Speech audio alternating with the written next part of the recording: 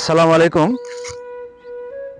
মানুষের জীবনে সাদকা জারিয়াটা আসলে মৃত্যুর পরবর্তীতে কবরে বসে থেকেও সওয়াব পাওয়ার একটা মাধ্যম। আহ, রাস্তায় গাছ লাগানো এটা একটা সাদকা জারিয়ার অন্যতম একটা প্রসেস বা প্রক্রিয়া। যে ব্যক্তিটি এই গাছগুলো লাগিয়ে গেছে সে হয়তো আমাদের বিশ্বের দুনিয়াতে নাই, কিন্তু সে কবরে বসে এই যে গাছের ছায়া, গাছে যে ফলমূল পশু পাখি মানুষ খাবে, এর যে একটা যা সে মৃত্যুর পরবর্তী জীবনেও সে পাবে।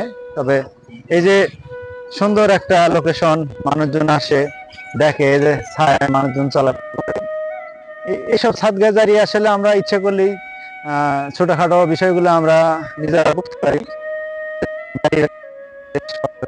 এরকম আমরা একটা উদ্যোগ নিয়ে করতে পারি, কিন্তু আসলে এই ভালো উদ্যোগগুলো নেওয়ার ভালো মানুষ মন মানসিকতার বড় একটা অভাব আমাদের।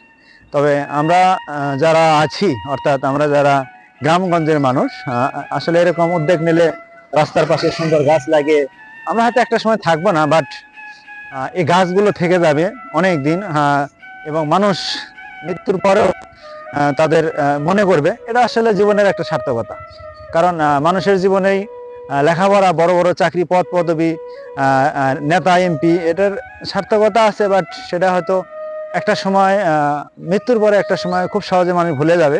কিন্তু এরকম সাদকা জারিয়া কিছু কাজ করে গেলে মানুষ দীর্ঘদিন আপনাকে স্মরণ রাখবে এবং দীর্ঘদিন আপনাকে মনে রাখবে, এবং কি বলে এটাকে, আপনার কম মানুষ প্রশংসা করবে।